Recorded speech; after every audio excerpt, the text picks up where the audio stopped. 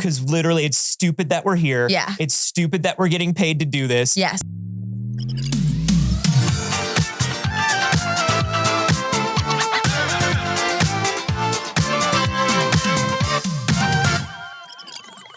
Hello, good morning. Oh, good morning, BBs. It's too early. It sure is. Welcome to the first, best, and only morning show in existence. I'm Anthony Carboni. And I'm Saige Ryan. And the summer of Jeff.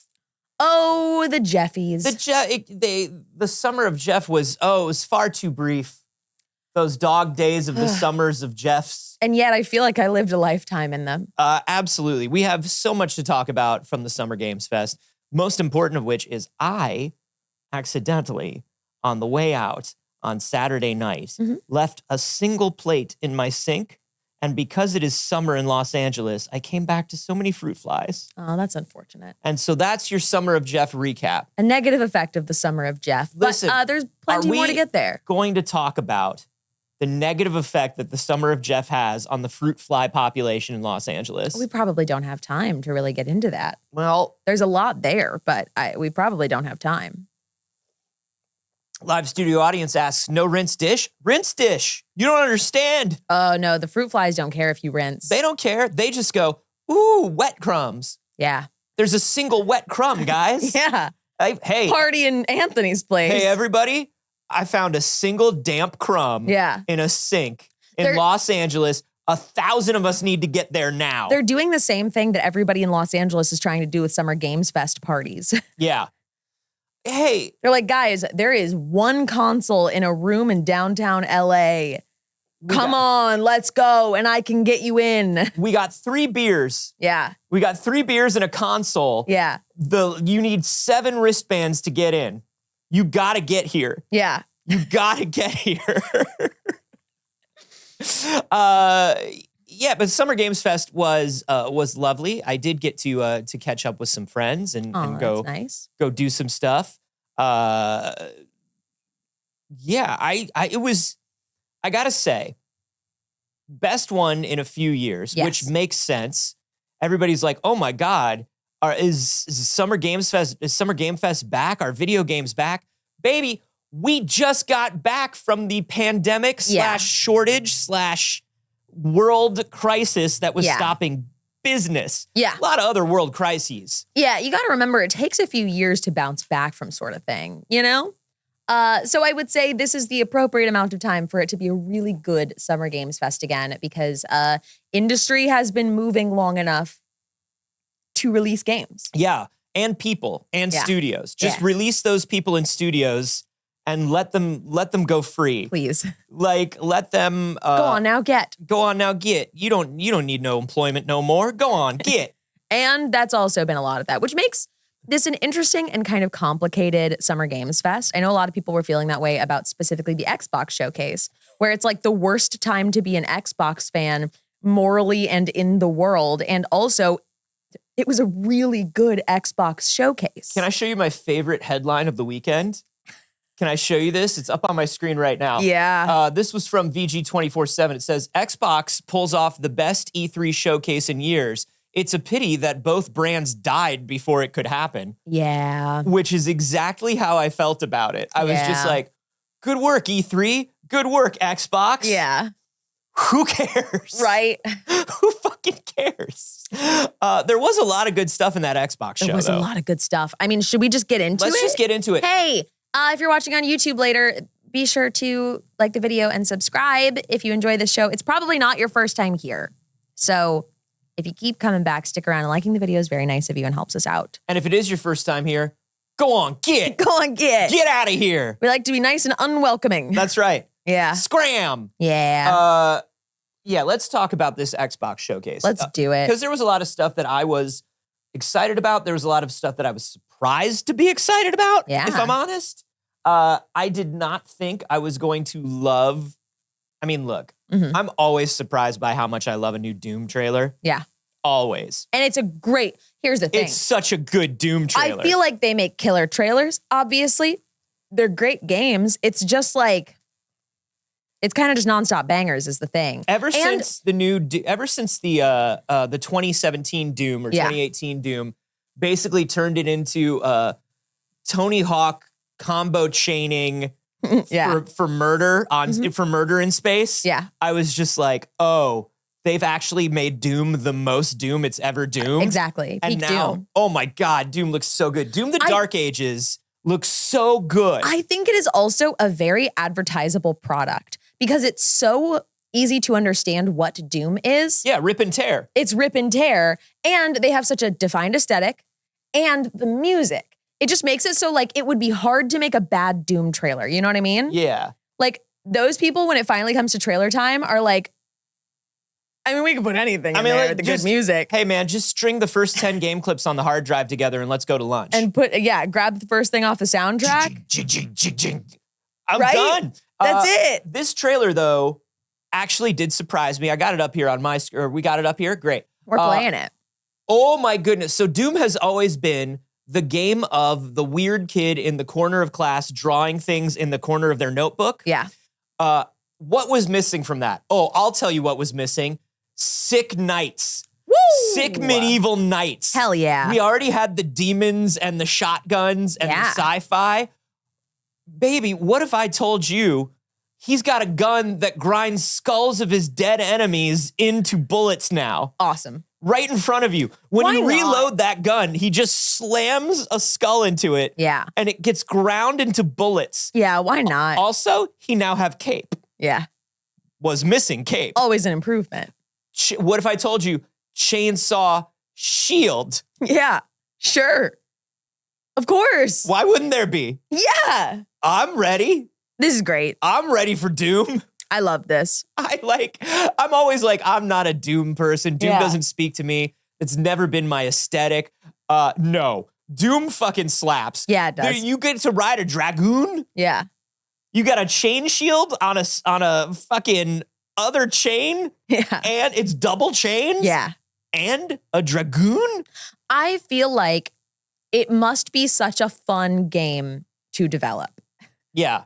It has to be. It has to be like, especially just in like the writing process of it, of being like, I just picture a bunch of people sitting around each other in like a boardroom, like a pretty small one, being like, what if we put a chainsaw and a shield together? Right. And everything's a yes. Yeah. That's the thing. Everything's a yes. Well, because you look at the whiteboard at the end of a Doom meeting and you go, this all fucks. Yeah. You're like, this actually I was looking at the list, it all fucks. It's just a matter of how many of them we can get done before we have to ship this thing. We could save a couple more for the next game. It's fine. Somebody drew a demon skull thing that shoves demon skulls in the gun. Yeah. And we got to make room for that. My favorite thing about like when you talk about like writing and story in Doom, my favorite thing about the new Doom is that people try in Doom, characters within Doom, try to give you the story despite everything the character does to stop them from talking. Yeah. Like my favorite thing about the new Doom is like a scientist comes up on a screen and is like, listen, here's what's going on in Corridor 3. And he's like, I literally don't give a shit about that. Yeah. It's like, but listen, we were trying to raise the, it doesn't matter to me. Yeah. Look, I found a little doll of myself. It's adorable. I fucking love Doom. Awesome. It's great. As the writing team of Doom, I have to say, whoever's on that writing team, it's so like completely brilliant of them and like non-egotistical and wonderful to just be like, what if every time we try to tell you the story, he literally punches to death the person who's trying to tell you anything about what's going on. Awesome. Because literally it's stupid that we're here. Yeah. It's stupid that we're getting paid to do this. Yes. The story is kill until everything dead. I love when people know what doesn't matter. Yeah. You know what I mean? Like Yes. you know what kind of game you're making. And it would be very easy to do that kind of like pretentious thing of like, oh, but like, this is my story. And they're like, nah, it's Doom. He's going to shove demon skulls in a gun. That's it. The skulls, it's the bullets. The bones are your dollars. That's what it is. That's Doom. That's Doom. There was a lot of other great stuff in the showcase as well, but I will say, Doom came full gameplay, and not everybody came full gameplay. Don't look at me when you say that. Not everybody came. I didn't. What? No. I told you it wasn't going to be gameplay. Look, I told you it wasn't going to be gameplay. we knew that it couldn't be. We knew that even though this game is slated for release this year, they're still saying this year, hey, BioWare, it's June. We're talking about Dragon Age. What are you doing with your hands there? I'm checking my watch. My digital watch is broken, clearly, because time is still going. Do you know what that looked like? It looks like what? Like I'm jerking off a shoulder? No, somebody just standing higher than you. And jerking off a shoulder? What's going on with Dragon Age? Straight people are wild. They can't even picture stuff. Oh, wait. Shit. Hold on. Hey, I looked over to have a moment with you of trying to understand straight people. So good morning, Alex. Good morning. Straight people are wild, right? Straight people. What's up with that? Straight people. What are they doing? Hey, well, it's our month. Yeah. Get out of here, Anthony Carboni. Look, the A is for Allah. Go away. We're not allowed to have straight people on the show during Pride Month. Yeah, okay, so that's the thing. We should mute Anthony's mic for June. That's okay, right. I don't think I can, but I will do my best. Well, good morning, Alex. What did you think of Summer Game Showcase? Everybody in the audience saying the A is for Anthony, actually. I had a great time watching a lot of trailers. I really enjoyed it. I was like the most tuned in that I've been for one of these before. So I really appreciated that we did like coming up and then I was able to watch it. I love that. It was cool. I do feel like it is nice that we do this in the mornings because it does encourage me to make the time to watch a lot of the showcases I wouldn't have. A lot of the time I'd be like, oh, I'll wait for the most important parts. Yeah. I'll wait for the good bits. But it's nice to be in it. But let's talk about Thetis. We've got to talk about Thetis. This is the big reveal of the Xbox showcase, in my opinion. This is it. Yes. This is the big reveal. Yeah, it's fucking Dragon Age, dude. Yeah. Woo. You be nice to me. Be nice to want me. Dragon Age to be good for you. So be nice to me. But unfortunately, it's not a bad trailer. It's not a bad trailer, no. So then it's so little. It's so little. Can we show some of this trailer? Look, you want to show it on my screen? Do we want sound? That's your call. We can have a little sound for it, I think. Oh, but hold on. Let me mute where I'm hearing us from. Okay. Oh, okay. Wow, so lots of sounds. We're going no sound probably. We're just going to show it. Where's all the sounds coming from? Yeah. Why don't we just... It's fine. I got it finally. Okay. I finally got it. But it just took a minute. All right. We're watching it on my screen and with sound. Damn it. Listen. We didn't get a gameplay trailer, but we did get a whole trailer. Yeah. Anthony over here was like, oh, wow, we just sat on it for a while. And I was like, is it playing? It wasn't. Anthony was like, what, do we get another logo? No, we got a trailer, but it's a you were making the trailer. logo joke with me. I know. We were both talking about how we'd be shocked if we got more but it was than a at logo. my expense and my pain. Yeah. This'll take now, gameplay is coming. Yeah. Let me tell you something, though, everyone. We need someone to be our eyes and ears in the shadows. If you need an extra 3 or 4 days when you've known that Summer Game Fest and your big reveal is coming up, the daylight. we can connect some dots, can't we? Everybody who's in there going like, hey, we heard that gameplay's coming Tuesday. Why not during the showcase? And digging up a lot of buried secrets. Very interesting. I actually don't mind this character reveal trailer. People are being very negative about it, and to that I say, shut up. It's a character reveal trailer, and here's the thing. When you say, I play Dragon Age, I'm a Dragon Age fan, what is the first thing people talk about? Is it gameplay, combat systems, world? No. No, it's who did you romance? Yeah, it's a BioWare game. It's who did you romance? Who you gonna smooch? Who you gonna smooch? It's who you gonna smooch. And this was a trailer saying, hey, who you gonna smooch? I do think this is a genuine play to their audience, but I don't think their audience is self-aware enough to realize who we are. I think a lot of people are like, well, I didn't want to see this. Yeah, you're gonna see gameplay. The look of it is a little bit different, but Anthony and I were talking about this beforehand. Yeah, that's I think we've seen enough of this trailer. I think we're good. That's the thing that most people seem to be displeased with is that the characters do not look the way people expected them to look. It all has a bit of a different art style, and also the sort of action movie style of the trailer with like people's names are popping up, and it's like, Which again, it's a character trailer. yeah, but right? These are the things that people are kind of like, this is not what I wanted or expected from the Dragon Age trailer. So I'm going to ask you all to be a little more, open-minded about it. And we're going to talk about some things. So I like the art style, first of all. So as somebody who is like very attached to this franchise, my immediate reaction was, that's not Dragon Age. Okay. Yeah. So I get it. I'm right there with you. I saw it and I was like, that looks wrong. However, it looks good is the problem. And I refuse to, hold it to looking like an older game that looks worse. Yeah. Because it was different technology at the end of the day. I think the best thing that BioWare could be doing right now is pulling away from hyper-realistic animation and hyper-realistic looks. When you talk about things like the last Mass Effect and the issues that they had, hey, it's time for studios to acknowledge that not every game can have $300 million worth of just graphics. Yeah. That's a losing game. We can tell that's a losing bet these days. I think that we're going to get to a point where studios are going to have to realize that not everybody has the budgets and like team and skill sets to develop hyper realistic character models, and that a lot of them, in attempting to do so, are going to look freaky. And I am so glad that they don't look like Mass Effect characters and they don't look freaky.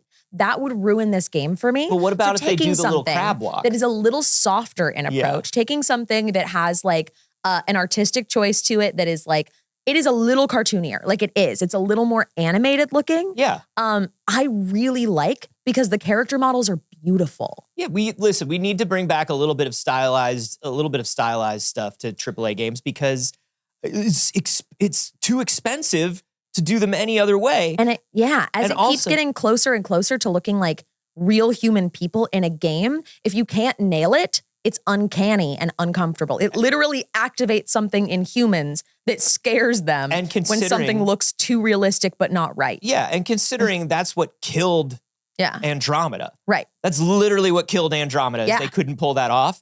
I would not expect them to try to pull that off again. I will miss Little Crab Walk. I do want Little Crab Walk back. Can Goth Gale do Little Crab Walk? Probably. Look, Gale will do anything you ask. So yeah, I like it, but once again, I'm also not the big Dragon Age guy in the room. Yeah. So I really liked it. I thought the characters are fun. Look at this. The Veil Jumper. Show my screen. I think the Veil Jumper is a very fun looking character. There. Look at Harding. This is very like you cannot tell me that isn't beautiful. And I know it's like a cinematic trailer, so it's not like, this is not an in-engine thing, but like, that's gorgeous.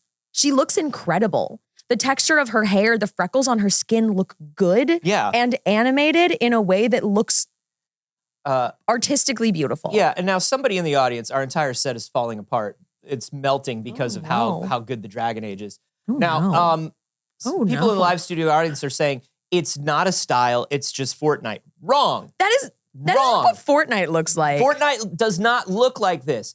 That's one of the problems. That is one of, I think, the poisonous statements, the easy poisonous statements that kind of wind up hurting things. Look at this. Is because let's do it. Let's do it. Is because that isn't Are you going to Fortnite. tell me that that's what Fortnite looks like? Are you going to look me in my eyes like a little liar that you are and tell me that's what Fortnite looks like? That's not Fortnite. And here's the thing, for people to say that Fortnite doesn't have an art style, once again, Fortnite absolutely does. You're wrong. Fortnite has an incredibly defined art style. If Fortnite didn't have an art style, everything wouldn't be trying to look like Fortnite now. That's not, just because it's an art style that you don't like, or you think it's one that isn't incredibly well pulled off, or you think it's one that's overused, we're gonna do a little back doesn't and mean forth. that it's not an art style. That's Fortnite. Okay? That's Fortnite.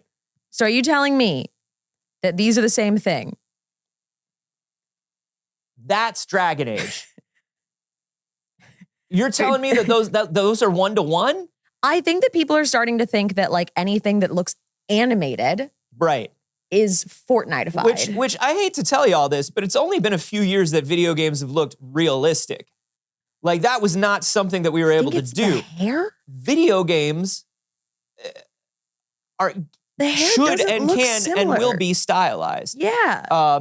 So look, I'm telling you that most of the characters are pretty close to that. Then you're being absurd. You're being you're intentionally being obtuse. absurd. You're being obtuse on Yeah. purpose right now. Come on. That's ridiculous. And like, look, hey, there's a lot of people that can't tell the difference between art, and that's fine. But maybe recuse yourself from the conversation if you can't tell the difference between art. Does it not look like? Maybe it's not for you. Does it not look like past Dragon Age games? Absolutely. 100%. Does it look more stylized and animated than other Dragon Age Absolutely. games? Absolutely. But to be like, yo, that looks like Fortnite. I think it's inflammatory. It's an easy point of comparison, which is why people use it. Yeah. Here's what I will say. Whoever is currently in charge of Dragon Age, and it could be anyone, it's a new month. Whoever is currently in charge of Dragon Age really did love Dungeons and Dragons Honor Among Thieves coming to theaters near you 3 years ago. Yeah. That trailer looked exactly like the character trailer for Honor Among Thieves. Yeah. And I've got no problem with that. No.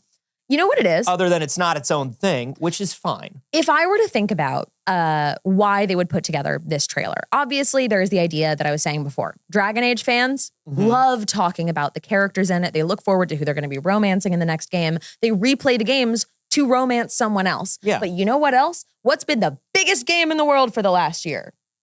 Baldur's Gate 3.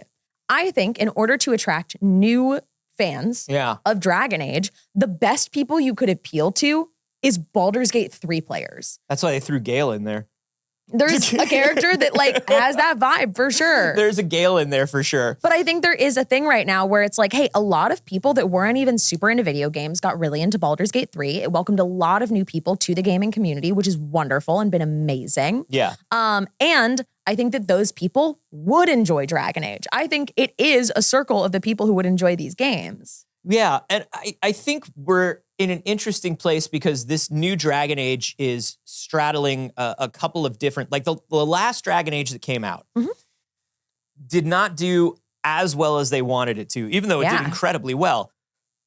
Dragon Age is now a sort of a style and an aesthetic that does not appeal to every single person on Earth when we are now in a time when every AAA video game has to appeal to every single person on Earth or everyone gets fired. Right. And I don't know how you develop a game under those conditions, knowing that no matter what you do, the entire world simply cannot like Dragon Age. Right. Because you can't plan for a Baldur's Gate 3. No. Every studio now is thinking that you can plan for a Baldur's Gate 3. You can't.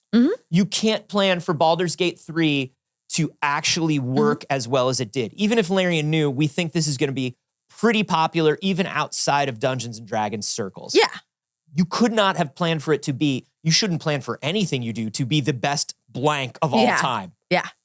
And Baldur's Gate 3 is one of the best games of all time. Yeah, best-selling PC game of all time. Yeah.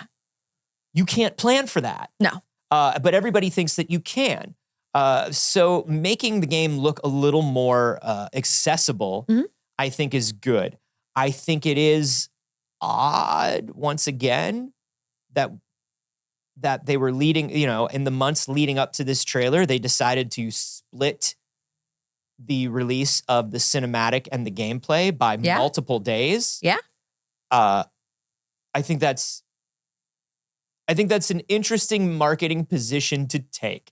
I agree. I think it's hard because no matter what they do, people, because of the development process, are going to hold it to a higher standard than the game would be held to as a Dragon Age game. And I think people do need to kind of check themselves on that if they want to enjoy things. You don't have to enjoy things. That's okay. You can recuse yourself from enjoying Dragon Age, and that's 100% fine. Nobody has to like Dragon Age. Yeah. However, if you're somebody that's going in being like, I actually want to like this is something I enjoy a franchise of and care about and want to enjoy, maybe try letting some of that go. I think you'd be having a better time, Like letting go of what you know about the development process. You can have separate opinions about the development process, but holding the development process against gameplay, art style, and stuff like that is just going to set you up for disappointment. Yeah. And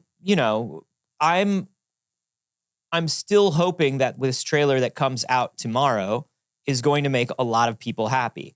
Yeah. I just know that in situations like this, it's very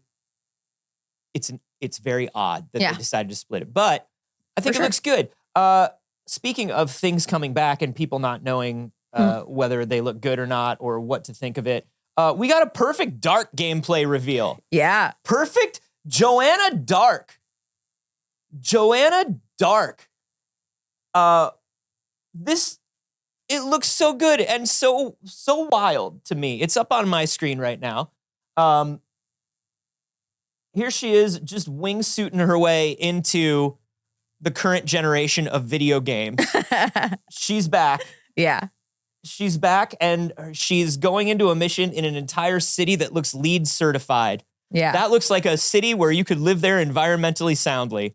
And it's got like a lot of classic, rare, Perfect Dark kind of stuff. I love like the recording somebody's voice and then using their voice later as voice print Yeah. stuff. Fun.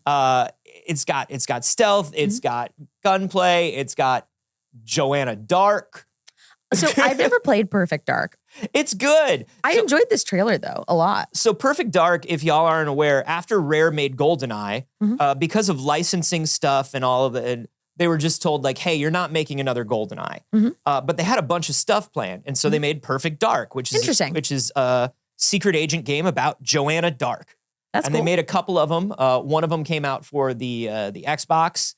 And after they moved over to being under Microsoft, and it's a good franchise. I'm very excited for it, and I love that it's coming back, and I love that like a whole new generation of people are going to play it. I do think it'll be interesting because so many games have built off of what Rare created in the 90s and early 2000s. Yeah. That like, what are you bringing to it? Yeah. Can you create something better than people made inspired by what you did? Yeah, how are you going to build off of it? And obviously this trailer was made to appeal to like, hey, it's back and it's what you remember. Yeah. And then they're also hoping like a bunch of new people see it and go, that looks interesting. And then they'll kind of show us new stuff from there. So I'm sort of like, okay, they're showing us stuff that we're going to be comfortable with. Yeah. So we'll see. We'll see. But it looked really good to me. It's so hard. I'm looking at this like Xbox showcase and there's just like literally too much to talk about. I guess we can focus still on games that are continuations of existing franchises right now. That seems smart. My goodness. I don't care about the Diablo trailer. No, we don't engage with that. So I'm going to pass. Sorry. So I would say that, but all of you who enjoy Diablo, we wish you a very good Diablo expansion. yeah. But should we talk about How about Life is Strange? Let's talk about a New Life is Strange. Sure. New Life is Strange, double exposure. We knew this was coming. Beautiful trailer for it. It looks like a Life is Strange game. Yeah, it does. And it looks fun and great. Obviously, there was some stuff in the news recently about Life is Strange, but those people are not currently involved in the development of these games. That was about past experiences from developers, which was very disheartening to hear. Again, it's all one of those things where it's like it's a bad time to be a video game fan and a good time to be a video game fan. But this does look like the solid elevation of, saying, the Life is Strange art style. Some of the artifacts that y'all are seeing, I think, are just laptop connections. Yeah, that's Don't worry us. about that. Yeah, that's us. But I do think that this looks like Life is Strange while also like elevating and looking better than the last Life is Strange release, which I think is really nice. Yeah. I'm excited to play it. I always enjoy Life is Strange games. There's a new Gears of War. There's a new Gears of War, everyone. The necks are thick. The guns are chainsaws. Whatever. Jake the dog, his dad died. What? And he's sad about it. Okay. And he's 40. Okay. He's 40 and he's so sad All right. because in the future, they're fighting too many bugs to go to therapy. Okay. Men will really Fight bugs instead of just going to therapy. An army of space bugs instead of going to therapy. But yeah, Proven by Helldivers. It's a prequel to Gears of War, and it is Gears of War. And let me tell you something.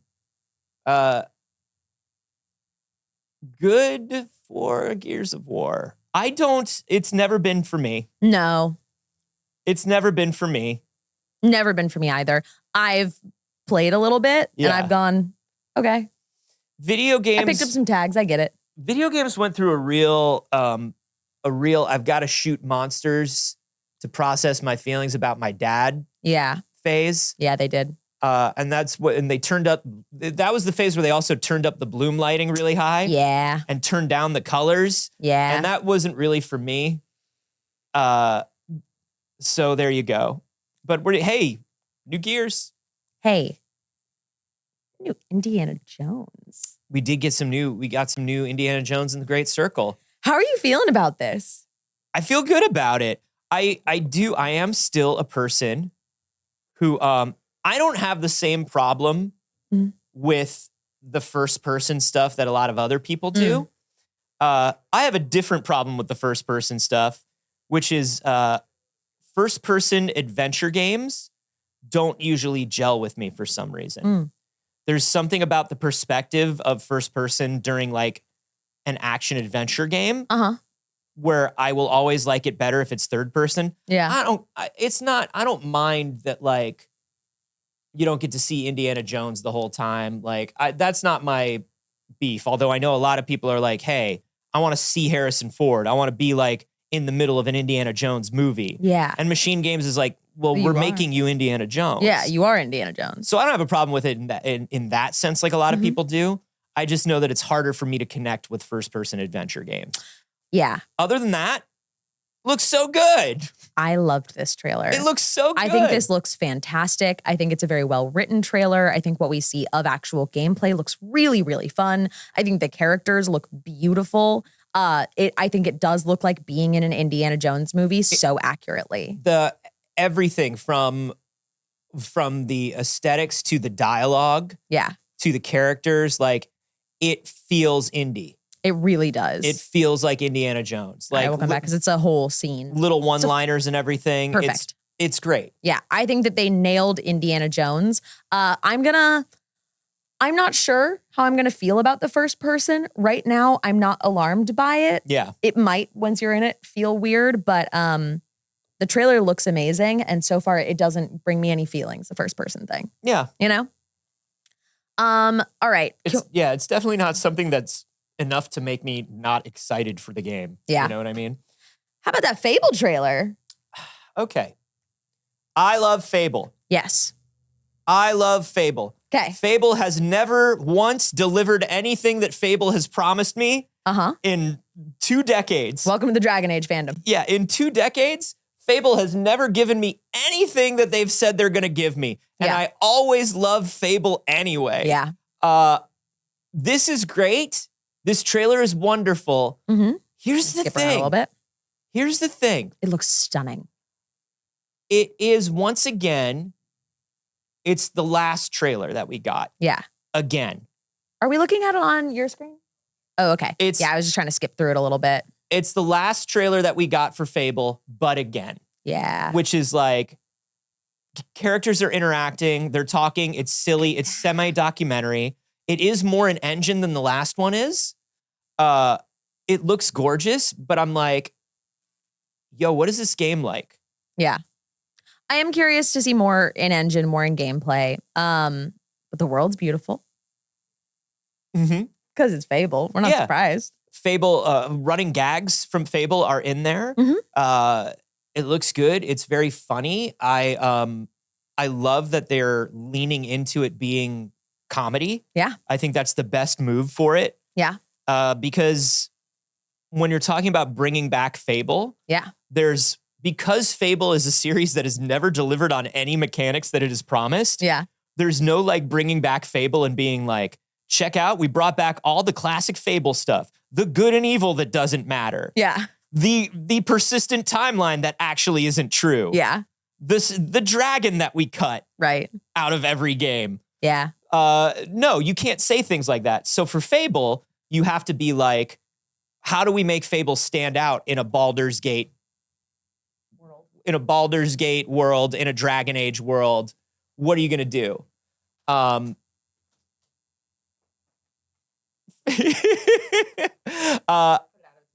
I love the look of this. I just wish, because the last trailer we got, the Richard Ayoade trailer, was so close to this trailer. I agree. I do wish we had seen a little bit more. Yeah. But I know that the whole point of this one is like, now it's in an engine. You like games when they're in an engine? Yeah. Sure. I'd like to see a little more. We got a couple of updates to existing games. Yeah. That I feel pretty excited about. It's Obviously. Schwitzy in here again. It might be you. It is me. You're wearing a sweater. This is not a sweater. It's a t-shirt. Thick long sleeve. Thick long sleeve. He made a choice. It's summer, guys. It's summer. Anyways, Sea of Thieves. I'm always going to be excited about new Sea of Thieves content. And this was a pretty fun, big update to Sea of Thieves. They're putting you on the side of the forces of evil, should you choose to accept. It's a full world event, and I love to see that they're still updating and making like big events in this game. I'm obviously a huge Sea of Thieves fan. I love this game. And it's nice to see something that feels genuinely like new and refreshing to it. I feel like since the introduction of some of the like biggest things, like the private servers and even back to like Tall Tales essentially, there hasn't been a ton of huge in-world events. There's been smaller things. So I think this is pretty neat, and I'm for sure going to play for this. It is a sizable enough event to get me back on. This is season 13. Yeah, Sea of Thieves is one of those games where it's like Destiny 2 or any of those other things where I like it enough to, I like it a lot. I have enough fun with it where anytime they add new stuff, I'm like, oh, good, an excuse to play this again. Exactly, 100%. Speaking of which, Starfield. Oh. They added, there's more. Starfield. There's more. And people did want more. You could more the Starfield. Yeah. You could, if you want, more of Starfield. Now, it looks like they're going for a cosmic horror sort of vibe, which is honestly something I thought they were going to lean into a lot more, what with the way Starfield opened. Yeah. I was like, oh, things are about to get dark and weird and like, no, they didn't. Oh, we got to figure like the expanse of space. How can one person hold it all in their head? Yeah. No, space is small. Space is the same 10 planets with one factory on it. Yeah. So they didn't lean into that. No. But now, maybe space is a little bigger. More Starfield. You could, obviously they're still putting a lot of effort into Starfield. Starfield did get an update recently that was a little bit of an overhaul for performance. Look, when you put 15 years into the development of a game, if it doesn't land, yeah, you probably want to put another couple of years into trying to make it hit. I'm open to Starfield getting good. I'm open to it. I'm open to Starfield getting good. I'd love for it to get good. Hey, Starfield, get good. I'm also open to Fallout 76. Should I get into Fallout 76? Friends, is Fallout 76 good now? Because I'm in my Fallout era. I'm having a great time. I went back to New Vegas. I loved the show so much, I watched it twice. We played Fallout D&D. We're doing another Fallout TTRPG. Yeah. It's so wild because people are so mixed on this. Some people are like, yeah, jump back into 76. It's got so much new stuff. It's almost like a completely different game. You won't recognize it. Yeah. And then other people are like, do not listen to those people. Yeah. Their hearts are full of lies. Yeah. They are simply the last 10 people playing Fallout 76, and they're just trying to get more people to play Fallout 76. They're trying the flirt to convert strategy with you. Yeah. And I don't know who to believe. You know, I see people in our chat, and I trust you all, okay? And I do feel like Overlord Loki's review of it is honestly like a really good summary of what people are saying, which is Good summary. An okay game, but a great game with friends. And I am so cool with that. Hey, there are a lot of games that are like that. And let me tell you something. If you're saying that to me, could I interest you in Sea of Thieves? Also true. You know what I mean? But it's a very different gameplay It experience. is a different game. It's an entirely different, like even the size of friends that you can play with, all of that's different. So even the size of your friends, could you bring like a really little friend with you? Yeah, you could. How small a friend will they let you play with in Fallout 76? Like how little a guy? Like Really? You could be like that little guy Yeah. in Fallout 76? Yeah. How big a guy can you bring with you? Oh, I couldn't even, my arms wouldn't. Whoa. So we got Fallout 76 update, and it makes sense to capitalize on all of the Fallout hype that is happening right now. Sorry, it closed, and for some reason, Kotaku scrolls back to the top every time it scrolls away from something. Thank you so much every time I close a trailer. Do you know what would have been a wild thing to capitalize on all this Fallout hype right now? And What? They absolutely can't do it because of how much money they've put into Fallout 76? A new Fallout game. Well, a new Fallout game is in development. Sure. It would have been cool if there was a new Fallout game ready for the Fallout hype that's Sure. been coming for years. Sure. But they did have to spend a lot of time on Fallout 76. Yeah, I think this actually was a fun little expansion trailer. They did like a Vault Tech like telethon. I think I love the things that they do for this. This is very classic if you look at all of the commercials and advertisements for Fallout games over the years. I love that they do these kinds of things, that they shoot these fun little like extra trailers. But that's how Fallout gets you, is the marketing and the stuff around Fallout is always so on point that you want to dive in and play a Fallout. Yeah. Now, here's what I'll say. So they say this is the first ever map expansion. It's into the Appalachians. And I'm like, that is a very much interest to me. As somebody who dove deep into Fallout lore for the last couple of months and became particularly obsessed with the like Appalachia exploration of Fallout that is usually just kind of by mention and not something that is like really featured in the games very much. Yeah. Give the people something that they haven't seen that they've been wanting to see. I think that's really cool because the world is massive in Fallout. The lore is incredibly deep in it, and there's a lot of things that people know about Fallout but haven't seen because they've heard about it, because you interact with people that talk about it. And like that is the thing that will get me very like addicted to a franchise, is the like, ooh, there's things I can know that like could come up later. Yeah. That's very fun.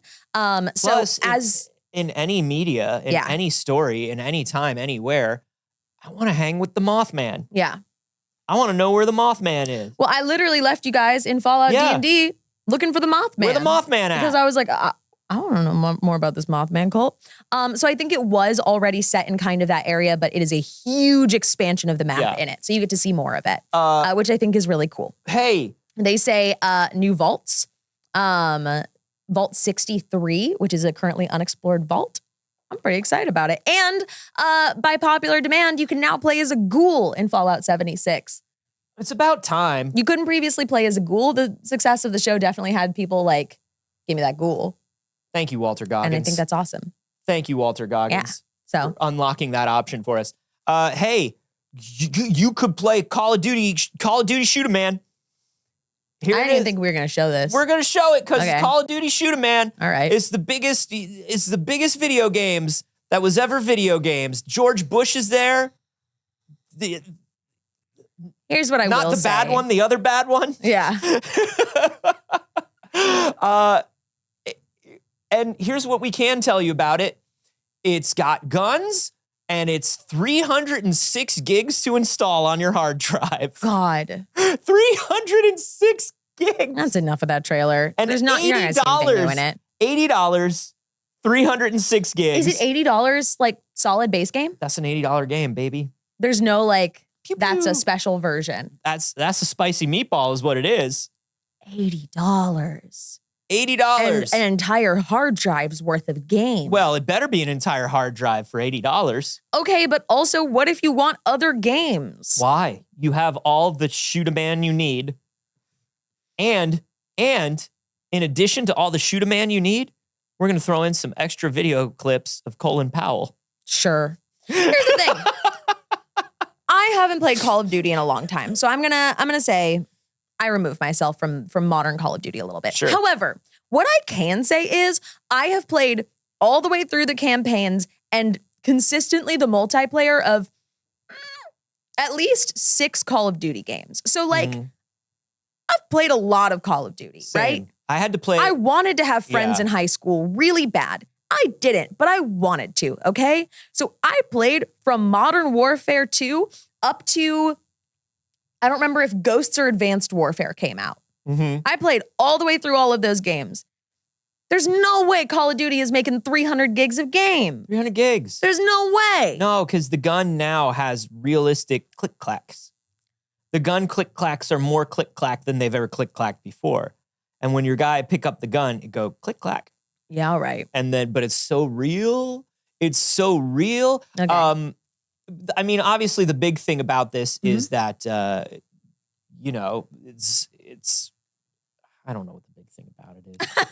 I don't know. Like I look at it's the same thing. When I was reviewing video games for a living, I had to play through like 6 Call of Duties and I could not tell you the difference between most of the Call of Duties. And that doesn't mean there aren't differences. It just means I'm not the person to be reviewing Call of Duty. No, I played a bunch of them. Yeah. And there's very little differences. It's very little. It's very small differences between them. But there it is. I think Alex the big deal is like the big deal is literally Game Pass day one. That's the big deal. It's Call of Duty Game Pass day one, which is a wild thing. Yeah. It's something that nobody would have seen happening a couple years ago. And it's also like the thing that we all said was going to happen. Yeah. When the Microsoft Activision thing went through. We were like, oh no, why would they buy it if they're not going to take complete advantage of this? Hey, Anthony. Yeah. Dragon Age heard your calls. Oh, it's out? No. 25 seconds of gameplay dropped on Twitter as we were starting the show. 25 seconds? 25 seconds. Thank you, Alex. Shit. We got breaking 25 news. seconds. Alex, make sure that you are on this monitor right now because it's only 25 seconds long and we don't want to miss any of it. We're going to watch it together. Yeah. I'm bumping it, okay? Best damn detective I've ever met. If she says she's got a lead on Solus, I believe her. We got to do something about your... Should we be in more of a hurry to get out of here? We don't want to look conspicuous. Just get out of here nice Okay, they didn't and show us a casual. super exciting Find part of the Gallus game, but they and did show stop us in Solus. World at least walking around. And I She's the know, best damn- I What? understand. No, that I was the know. end? I know. That was the I end? understand. I get it. Can we go back? I get it. I think Anthony, I missed some of it. Anthony, I get it. No, go back. But I love it. Shut up. Can we see it again? No, Why? because you're being mean. I'm not being mean. I just want to see it again. Listen to Eric's voice. It's nice. I'd love to, but I think I missed it. Can we do it again? If she says she's got a lead on Solus, I believe her. They don't float over the stairs. Hold on. Should we be in more of a That's hurry not to floating get out over of the here? stairs. That's taking steps. Don't everybody want to calm look down. conspicuous. Just get out of here nice and That didn't casual. happen. Find Nev Gallus We've gotta- and stop Solus. She's the best. It's always one of those things where I'm just like, hey, for instance, we are like, hey, we're not Call of Duty people, right? So we're not like, let me jump in and find something to hate about this Call of Duty trailer. We're like, Call of Duty's not for us, right? It's fine if you hate it. Yeah. Just chill the fuck out. Let people have a good time. You know what I mean? Look at the heel floating. My dude, calm down about video games. The heel's not floating. It looks like Hey, a video game walking Also, down. no, but listen, hey, I just wanna lay some ground rules for what kind of place we're all in here on this channel. Yeah. Just so we're all sure of what's going on. Now, number one, not even smooth frames. Once again, that's unfortunately a think problem that- with Saige's laptop Yeah, right yeah, now. We probably shouldn't show much stuff on that until we figure that out. There's just going to be delay. It's an NDI. Yeah. No, but I There's mean, gonna be like, a little I can lag. show it on mine because it's, Have at it. yeah, just because yours is clearly skipping around today. We don't know why, but it is. Let me just lay out what kind of a place you are. We are not the kind of place where we look at a video game and we go, nah, that animation seems over 17 pixels off. Yeah. That's not where we're at. Yeah. We're not that channel.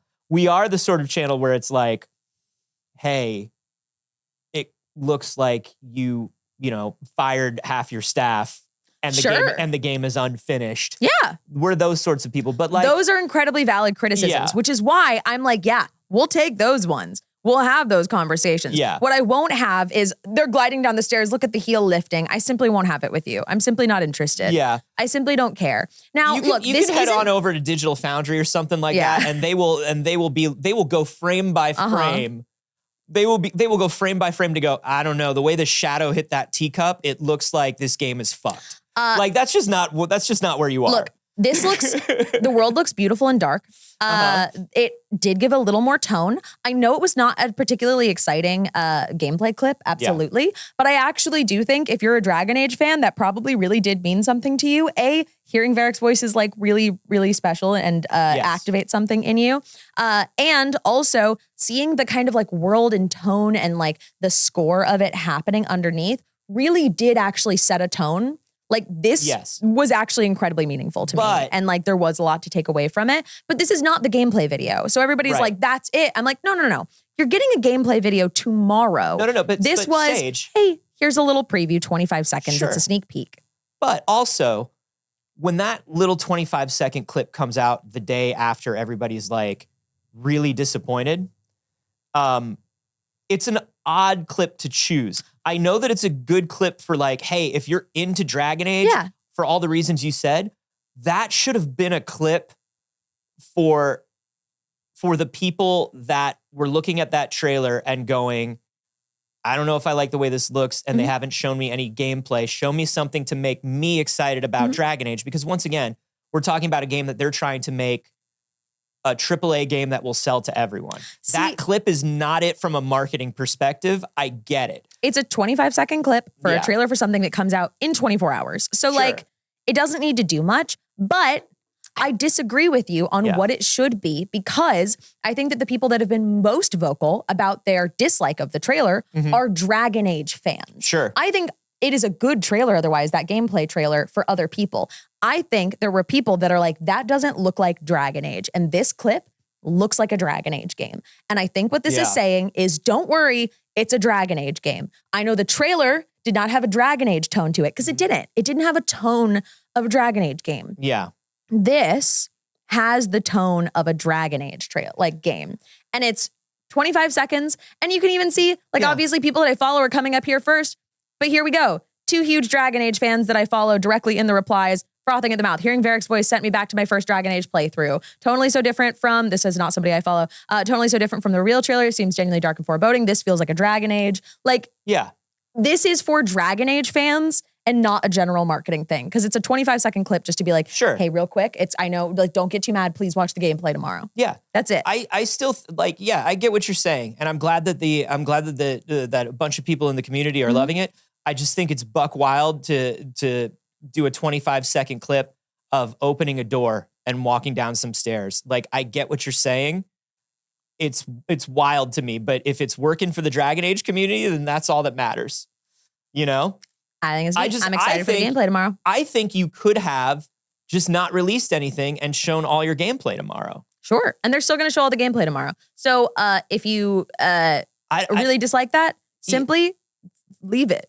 Yeah, you know what I mean? Yeah, but from a marketing perspective, it's kind of like, why not just say nothing until tomorrow? Because it's not bad for everyone. I like it.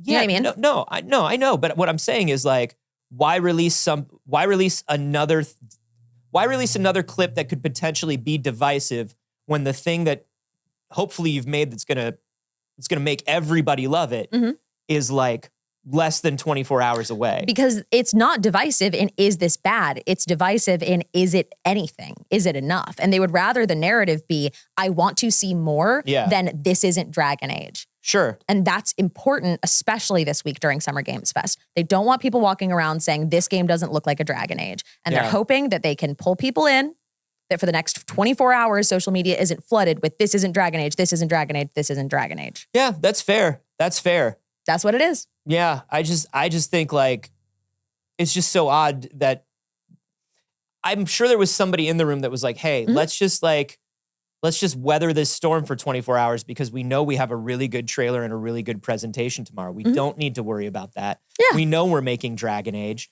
Let's just put out this thing. How mad people have been. I know, but that's the thing is sometimes you got to be able to just bite your tongue when people are mad and be like, no, we know the next thing that's coming is going to like blow people away. Yeah. And I just think it's odd that they weren't just like, hey, let's all just take a breath and be chill. John G-Man, it is literally a sample. It is a sneak peek of what is coming out tomorrow. That's actually what it is. Yeah.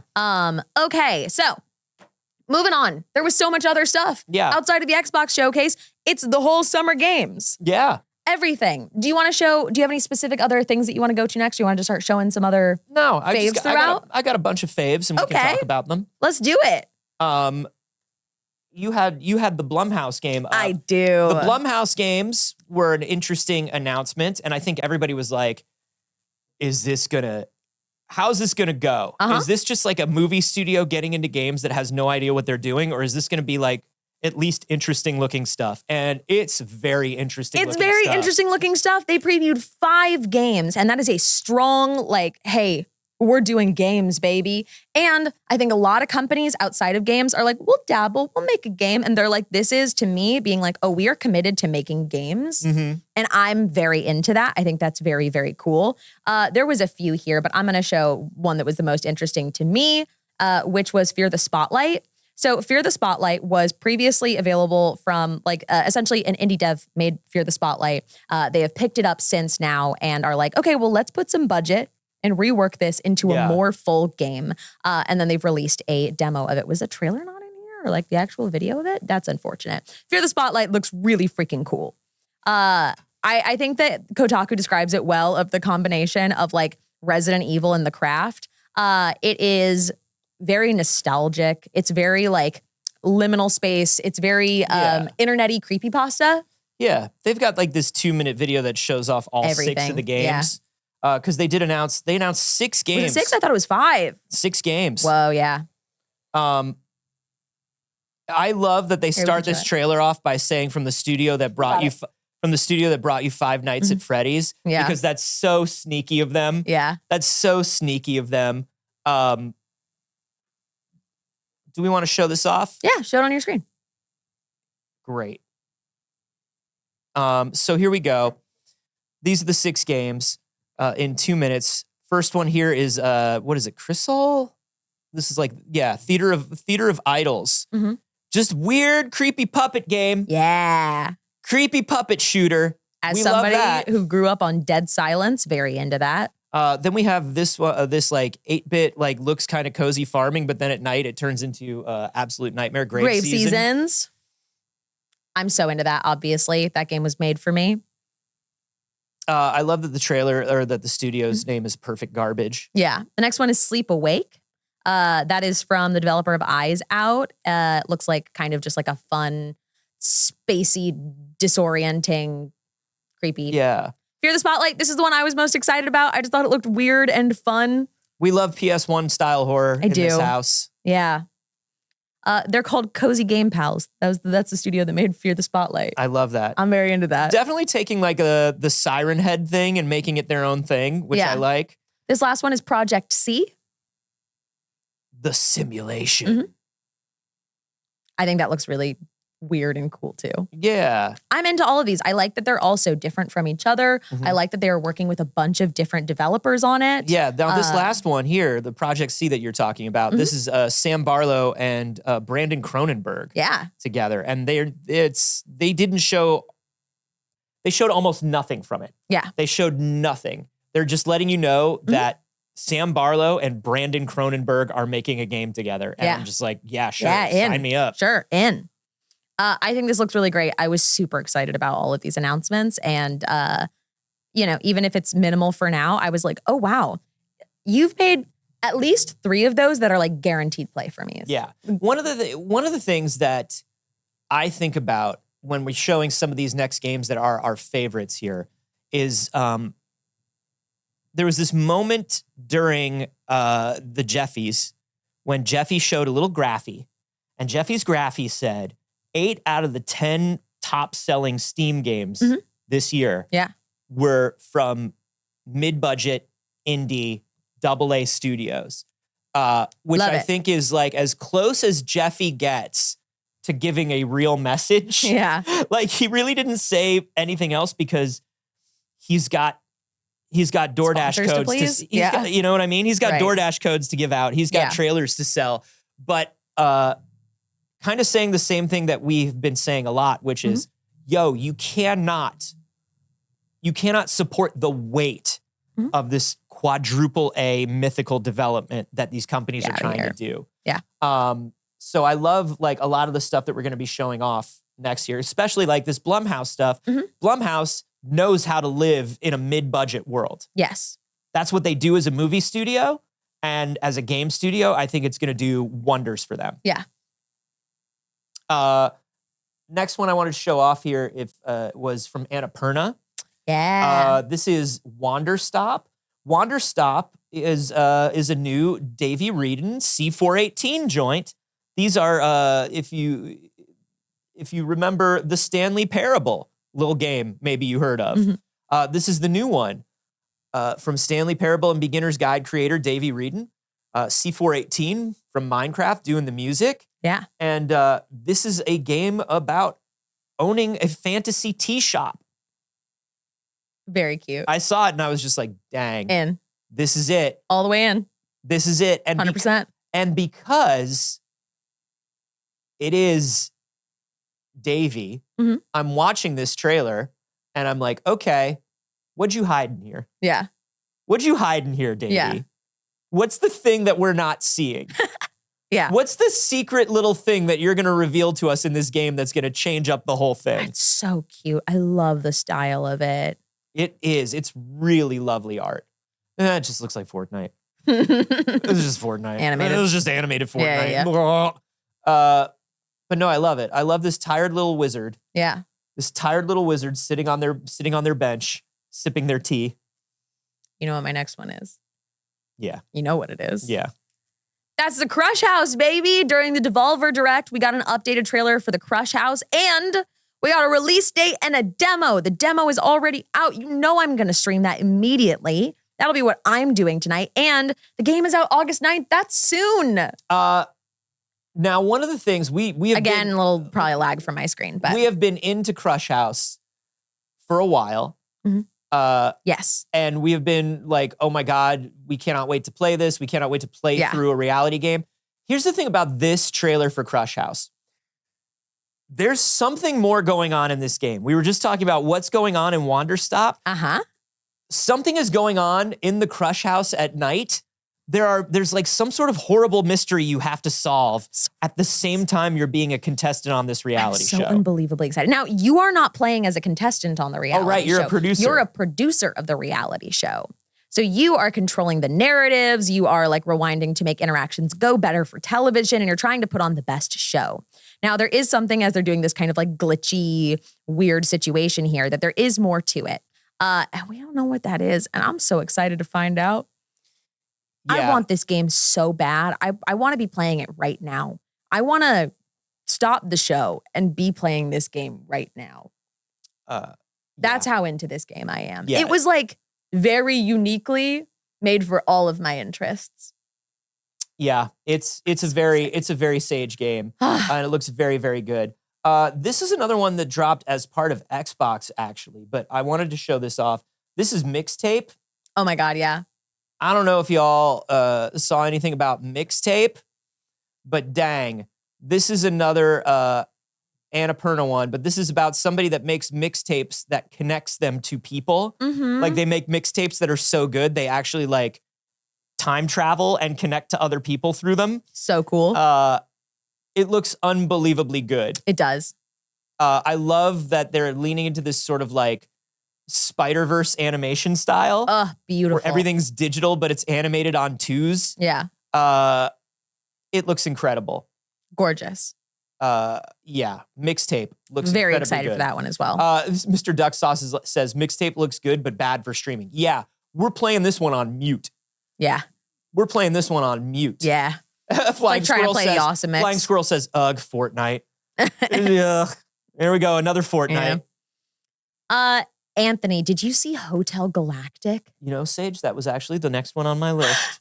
Of course it was. I figured we would both love this game. That's why I asked specifically, did you see this? Because I know if you had, why don't we show it from your screen since you've got it there and yours is playing a little bit smoother today. This one is a Ghibli style, beautifully animated Shout out to management Lo-Fi and Girl. crafting sim. Yeah. Shout out to Lo-Fi Girl in this trailer. Yeah. But basically, like, yeah, you have to go run a magical intergalactic hotel that is falling apart. Shout out to Jenny Nicholson. Yeah. True. Shout out to The Sims 2 on Nintendo DS. But it looks amazing. You're doing your resource gathering, you're doing your building, you're doing your hotel management, but it's all very Ghibli. And here's the thing. There was that game Spirity that I think we thought was going to scratch that itch for us. You're 100% right. And there was nothing wrong with Spirity. It just didn't go far enough.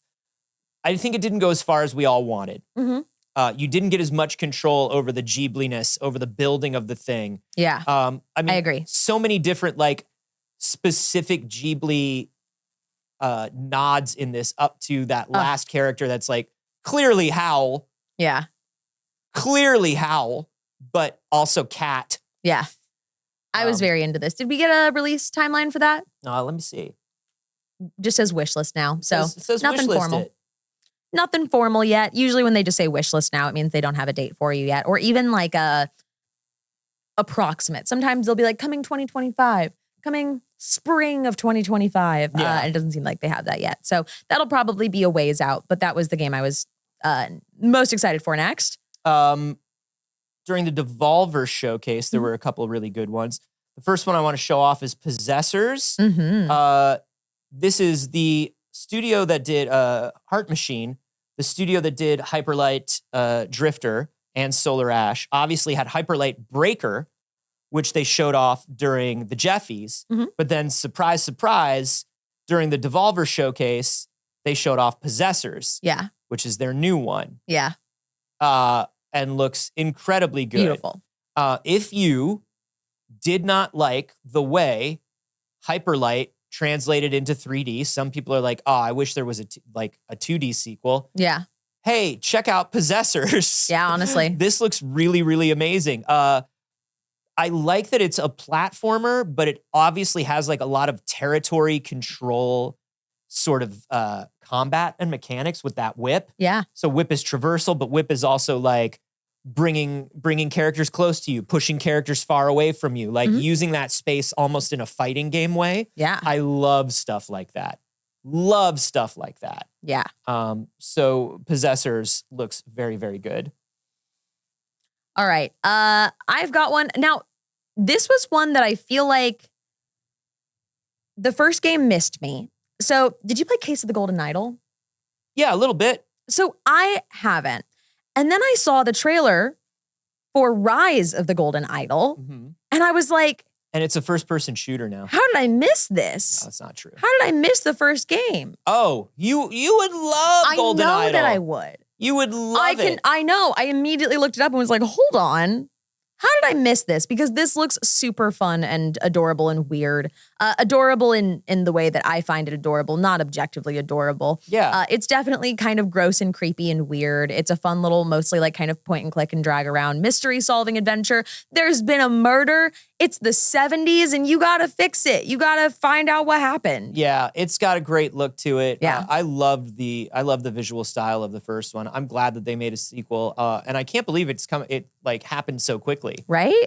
They turned this around really quickly and dang, I'm excited. That's a fun setting. That's really cool. We did get our trailers for the Cult of the Lamb expansion. Yeah. Which is the Unholy Alliance. It's new quest gear and items and fucking co-op mode finally. Did you want to play some co-op? Co-op a little. Did you want to play a little Cult of the Lamb co-op? I don't know. I could be convinced. Yeah, I could be okay, convinced. yeah, okay. I could be convinced. Very cool. We love Cult of the Lamb. Cult of the Lamb, every time they do an update, nails it. I usually don't play games like Cult of the Lamb because I don't like stuff that looks like Fortnite, but that one really stuck out to me. Yeah, it can make a little bit of an exception. Yeah. I want to talk about UFO 50. Okay. UFO 50 is a game that's coming out between that's made by like the people that did Spelunky and Downwell, and like it's just it is an indie game all-stars coming together to make what is basically a pirate cart for the NES. One of those cartridges that has like 50 pirate games. It's like, and this one is called UFO 50, and it's basically a multiplayer like competition game where you play through 50 pirate games for the NES, That's all made adorable by and like looks so all-star fun. developers. Yeah. Very excited for it. Yeah. Yeah. Keep your eye out for that one. Yeah. Okay, hold on here. I actually hadn't seen this. This was from Day of the Devs. I thought when I had seen stuff about this that it was an expansion for Cozy Grove and not a new Cozy Grove game. Oh, yeah. The Cozy Grove Summer Camp game. Cozy Grove Camp Spirit? Yeah. I love Cozy Grove. Cozy Grove is a fantastic game. For those who have not played it, you are essentially a camper that ends up on an island and you're supposed to be fulfilling your camp duties to get your badges. And you discover a bunch of spirits that are haunting the island that you have to help resolve something to move on, while you're also taking care of the island, building up your camp, making it more comfortable and wonderful for yourself and the ghosts, because they can stick around after you help them resolve things. What the best thing I think to happen in the last couple of years, the game industry, is for game developers to realize that the cozy kitties and the horror kitties, Same kids. That's a circle. Yeah. That's not a Venn diagram. That's a circle. And the games that we've gotten once people realize that horror is cozy for, I don't know, just about everybody. Yeah. We're getting good stuff. We're getting good stuff from that. I think Cozy Grove is one of the better cozy games made in the last 5-6 years or so. Yeah. I think it's really, really strong. It is always fun to play. It had like a really satisfying kind of process through it. I think it's fantastic. I'm so excited about this. This is wonderful. I had no idea. I can't believe I missed that. I opened this back up and I was like, wait a minute, that's not an expansion. That's a game. That's a whole game. Another one that I really love, this was from the Future Games Showcase. This is Screenbound. Ooh, yeah. Screenbound is great. Screenbound is a game where you are playing through a Game Boy game as you are playing through that game's world in 3D. Mm-hmm. So like you are trying to navigate this 3D world, So and the cool. clues are the Game Boy game that you're playing. So there will be like ladders that aren't there, Yeah. but are there in the Game Boy game. Or there's a platform that isn't there in the Game Boy game that's there in the 3D world, and you've got to keep track of both. That's so cool and smart and sounds really difficult. But God, it's such a fun, cool concept. Yeah. Yeah. Damn, that's rad. I feel like I would die instantly. I don't feel know if like I have that. This is exactly my ADHD. Yeah. This is what my brain is. I'm curious. I want to know if I have the ability to do that, but I suspect that I do not. I think something like this comes entirely down to level design, right? Yeah. Like it comes entirely down to, did they test this with enough people to Right. smooth out the edges? Yeah. I know they've been working on it for a long time. This is another one where it's just like, hey, wish list it. Yeah. Hey, baby, wish list it. See Yeah. what that's about. What else you got? Tom the Post Girl. Tell me more. I don't think I saw this one. Tom the Post Girl from Oopsie Daisy Studios, a hand-drawn setting where you are a post girl named Tom who likes to spy on your neighbors. Yes. Look Yes, at this. done. In. Look at the look of this. But she cannot resist just looking in the windows of all the people that she delivers to. Oh, this is good. It's so fucking weird. This is good. It's so strange and so fun, and I like it so much.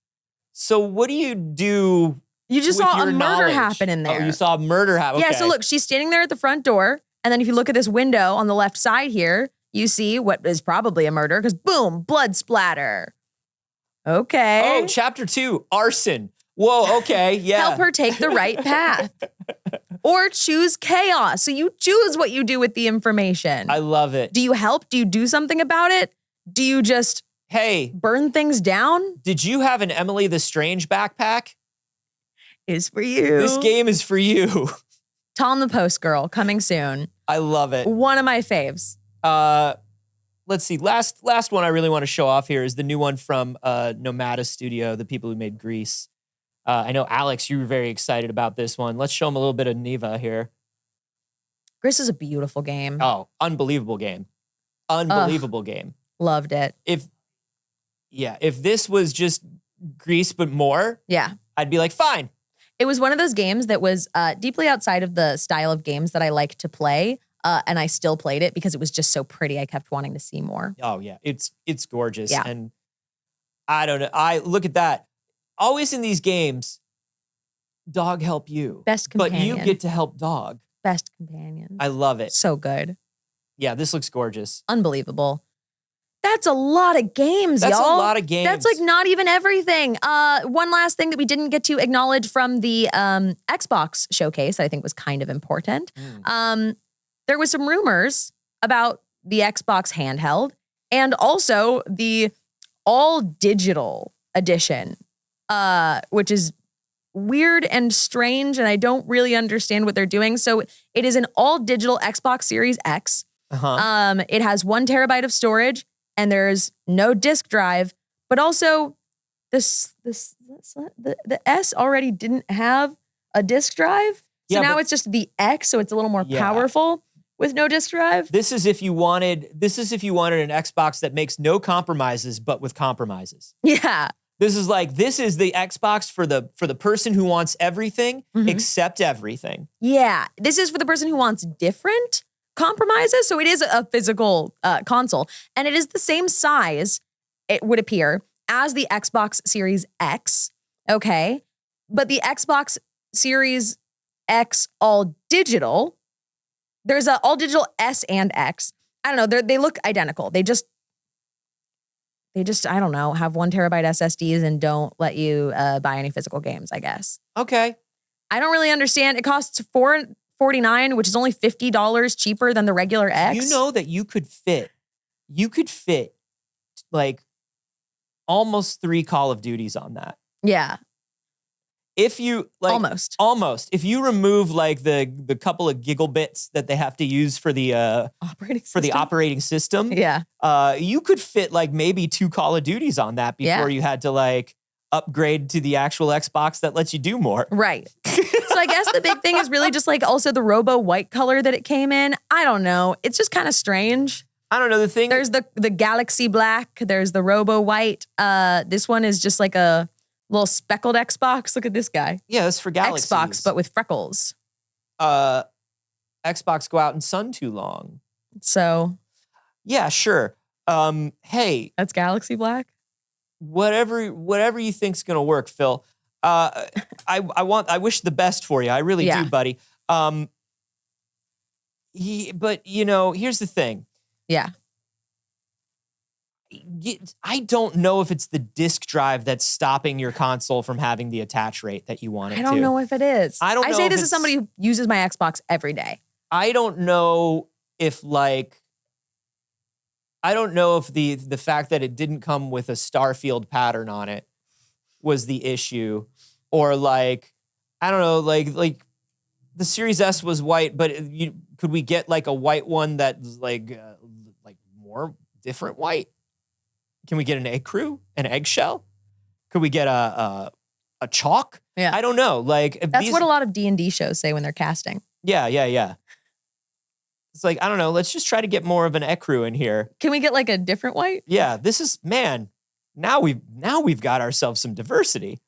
And I guess that's what they needed in the Xbox line. Yeah. Now, he did talk of the handheld, but the handheld is still. Here's what I'm beginning to think. I'm beginning to think that Phil really wants a handheld and nobody at Microsoft wants to make a handheld.